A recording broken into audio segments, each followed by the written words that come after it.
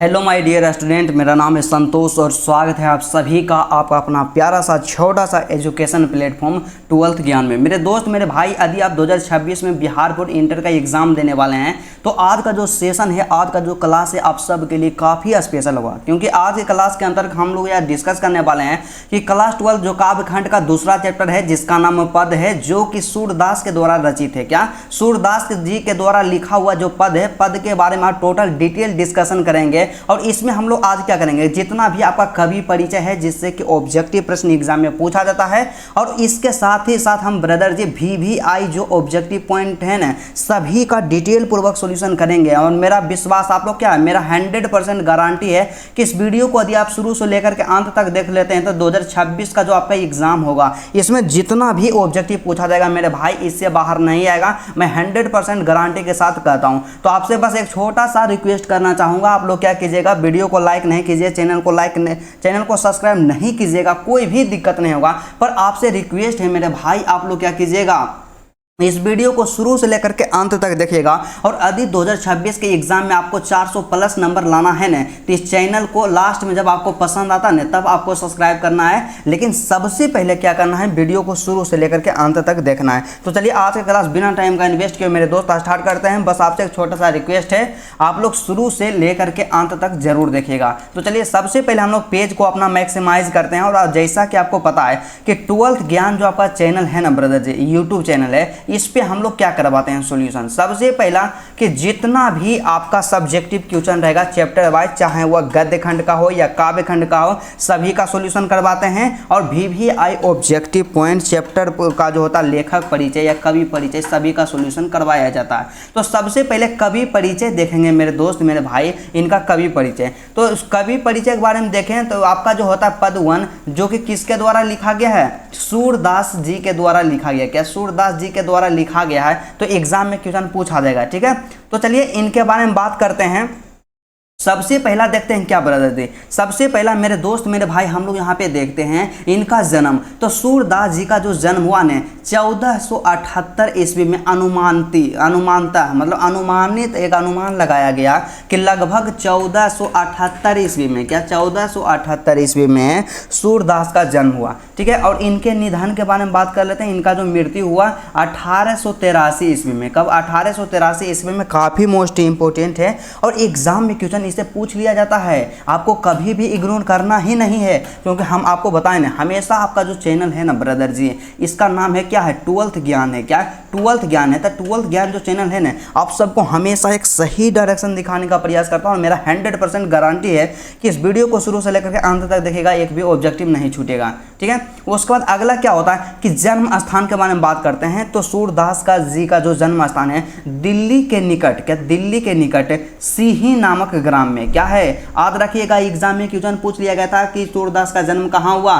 तो सूरदास जी का जो जन्म हुआ यहाँ पे क्या हो गया, दिल्ली के निकट एगो क्या है, सीही नामक ग्राम में। क्या सीही नामक ग्राम में सूरदास जी का जन्म हुआ। ठीक है, उसके बाद अगला क्या कहता है छोटुआ कि निवास स्थान क्या है, इनके निवास स्थान मतलब ये कहाँ रहते थे सूरदास। तो सबसे पहले क्या, ब्रज क्षेत्र में कर्मशा, मतलब ये ब्रज क्षेत्र में रहते थे। क्या ब्रज क्षेत्र में रहते थे। और कर्मशा वे कहाँ रहते थे, ब्रज क्षेत्र के अंतर्गत गौ घाट में भी रहते थे। उसके बाद वृंदावन एवं पारसोली ग्राम में भी रहे। क्या पारसोली ग्राम में भी रहे। काफ़ी मोस्ट इंपॉर्टेंट है, एग्जाम में क्वेश्चन हमेशा पूछ लिया जाता है और आपको हम बतेबे नहीं कीजिए। एग्जाम में क्वेश्चन कहाँ से पूछेगा भाई, यहीं से तो पूछेगा। और आप लोग इसको नहीं पढ़ते हैं तो कैसे बनेगा ऑब्जेक्टिव, बनवे नहीं करेगा। तो इनके अभिरुचि के बारे में बात करते हैं, मतलब इनको क्या क्या काम करने में अच्छा लगता था, इनके इंटरेस्ट के बारे में बात करते हैं। तो सबसे पहले ये पर्यटन, मतलब घूमना फिरना को उनको काफ़ी अच्छा लगता था। वे हमेशा इधर उधर पर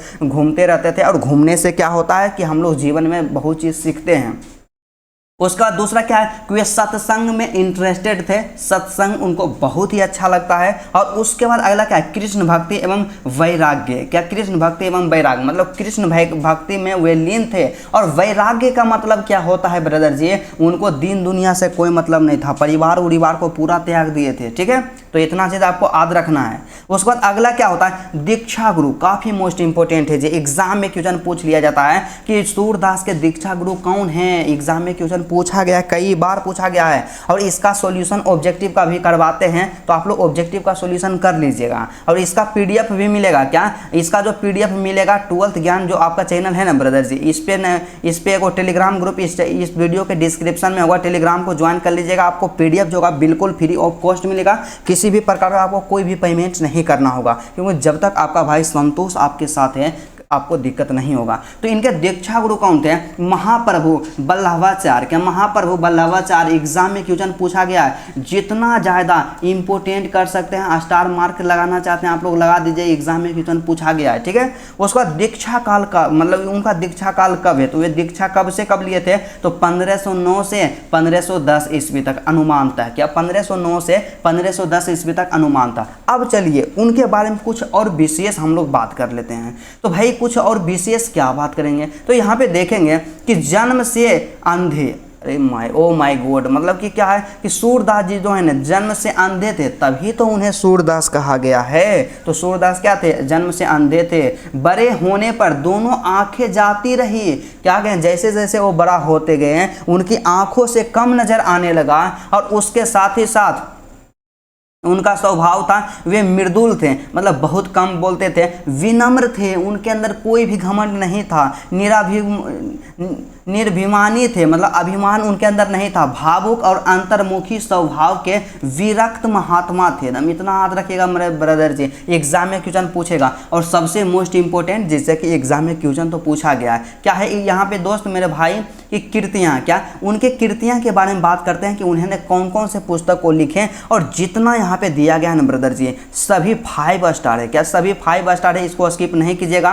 क्या कि उनके प्रमुख कृतियाँ निम्नलिखित है। क्या उनके प्रमुख कृतियाँ निम्नलिखित है, तो सबसे पहले सूरदास के द्वारा रचित जो यहाँ पे है सूर सागर है, मोस्ट इंपोर्टेंट है, एग्जाम में क्वेश्चन पूछा गया कि सूर सागर की रचना किसने किया, तो हमारा क्या हो जाएगा सूरदास। तो ऐसे भी आपको याद रखना चाहिए कि जितना भी यहाँ पे सूर आ जाए ना शुरू में, तो सूर का मतलब क्या रखेगा, सूर सागर रखिएगा, ठीक है। उसके बाद साहित्य लहरी, ये भी एग्जाम में पूछा गया, काफी मोस्ट इंपोर्टेंट है। और उसके बाद तीसरा क्या होता है मेरे दोस्त कि राधा रस के लिए, एग्जाम में पूछा गया है जी, इग्नोर नहीं कीजिएगा।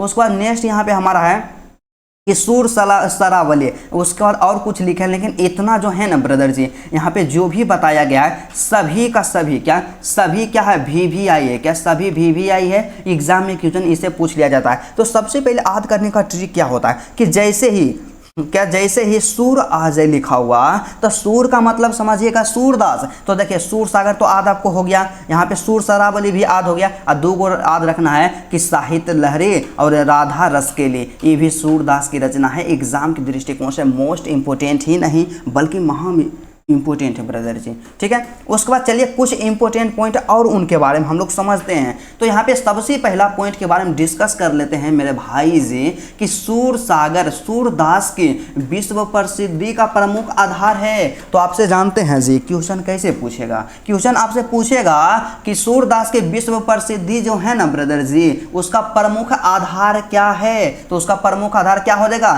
सूर सागर हो जाएगा। क्या हो जाएगा, सूर सागर हो जाएगा। उसके बाद अगला क्या होता है छोड़ो कि सूरदास ब्रज भाषा के महान कवि हैं।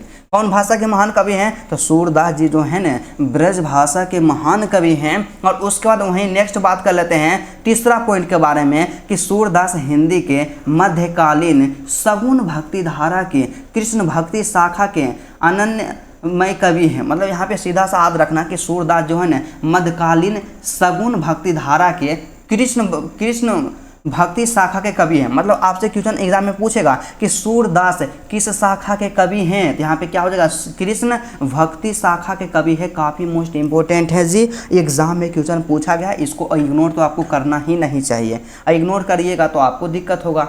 मेरा काम है बताना, तो हम बता दिए, और पीडीएफ देना है तो पीडीएफ आपको फ्री में दे रहे हैं, आप क्या खोजते हैं।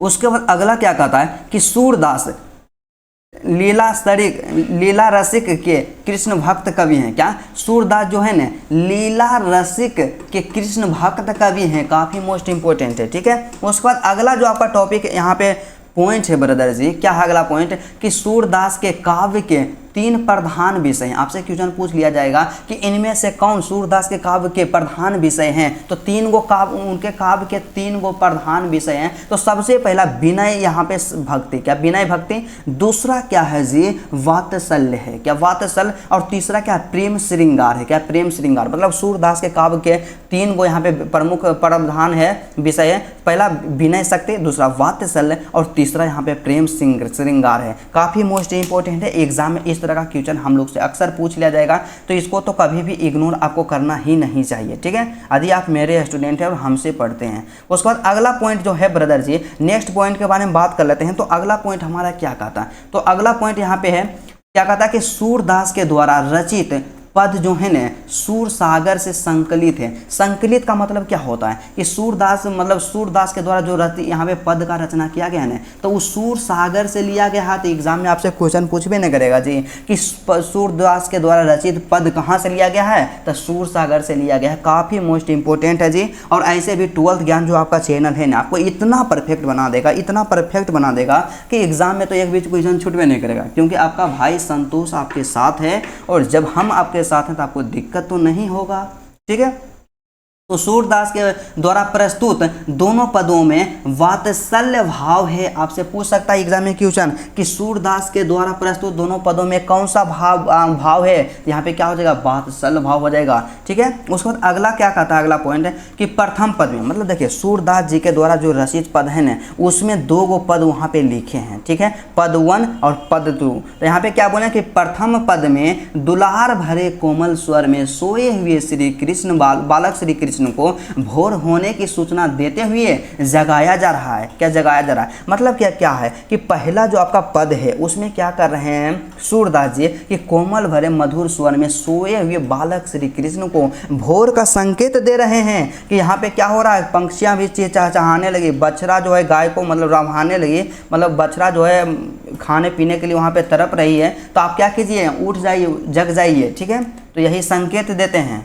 उसके बाद अगला क्या कहता है, दूसरा, यहाँ पे दूसरा जो आपका है ना, तो द्वितीय पद में पिता नंद की गोद में बैठकर बालक श्री कृष्ण को भोजन कराते हुए दिखाया गया है। मतलब आपका जो द्वितीय पद है ना, उसमें क्या कहें सूर्यदास जी कि कृष्ण भगवान जो है ना अपने पिता के गोद में बैठकर भोजन कर रहे हैं, इसी दृश्य को दिखाया गया है। उसके बाद अगला पॉइंट क्या कहता है, ऑब्जेक्टिव पॉइंट है, जो एग्जाम में ऑब्जेक्टिव पूछा जाता है, तो कभी भी आपको स्किप इस सबको कभी करना ही नहीं है। और आप लोग इग्नोर करिएगा ब्रदर, तो क्या होगा बताइए, घाटा तो आप ही को नहीं होगा जी। मेरा तो काम है पढ़ाना, तो हम तो पढ़े भी करेंगे। उसके बाद अगला क्या कहता है कि सूरदास सगुन भक्ति धारा के कवि हैं। काफ़ी मोस्ट इंपोर्टेंट क्वेश्चन है, जितना स्टार लगाना चाहते हैं उतना स्टार आप लोग लगा दीजिएगा कि सूरदास सगुन भक्ति धारा के कवि हैं। तो सूरदास किस भक्ति धारा के कवि हो जाएंगे, यहाँ पे सगुन भक्ति धारा के कवि। उसके बाद अगला क्या कहता है कि सूरदास को हिंदी साहित्य का सूर्य कहा जाता है। काफ़ी मोस्ट इंपोर्टेंट है छोटू बाबू, इसको जरूर याद कर लीजिएगा। एग्जाम में क्वेश्चन पूछा गया था कि हिंदी साहित्य का सूर्य किसे कहा जाता है, तो हमारे जो प्रिय कवि हैं सूर्यदास, उन्हें हिंदी साहित्य का सूर्य कहा जाता है, ठीक है। उसके बाद अगला पॉइंट हमारा क्या होता है, नेक्स्ट पॉइंट हमारा पे है कि सूरदास वात्सल्य के विश्व में आदित्य कवि, मतलब सर्वोपरि कवि हैं। क्या सर्वोपरि कवि है, मतलब कि यहाँ पे याद रखना है कि सूरदास जो है ना वात्सल्य रस या वात्सल्य भाव के विश्व में सर्वोपरि है, सबसे बड़ा कवि हैं, ठीक है। उसके बाद अगला क्या कहता है, नेक्स्ट पॉइंट के बारे में बात कर लेते हैं। नेक्स्ट पॉइंट हमारा क्या है ब्रदर जी, नेक्स्ट पॉइंट यहाँ पे कि सूरदास पुष्टि मार्ग में दीक्षित हुए। जानते हैं एग्जाम में क्वेश्चन पूछ लिया गया था कि सूरदास किस मार्ग में क्या है दीक्षित हुए हैं, तो पुष्टि मार्ग में दीक्षित हुए हैं। काफ़ी मोस्ट इंपॉर्टेंट है, एग्जाम के दृष्टिकोण से बहुत ही ज़्यादा इंपॉर्टेंट है 2026 के लिए, ठीक है।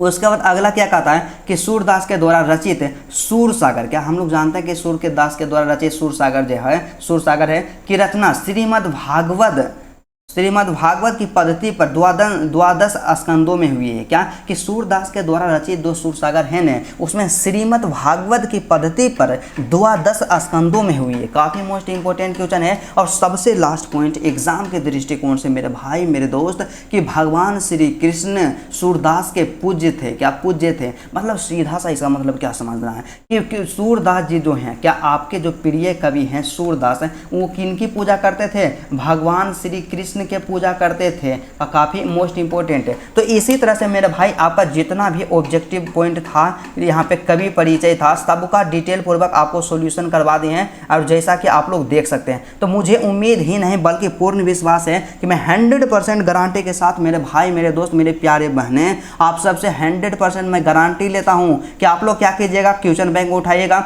जितना क्वेश्चन पूछा गया है तमाम क्वेश्चन इसी से रहेगा। और आपका 2026 का जो एग्जाम होगा ना जी, तमाम क्वेश्चन इसी से पूछा जाएगा, एक भी क्वेश्चन इससे बाहर नहीं रहेगा।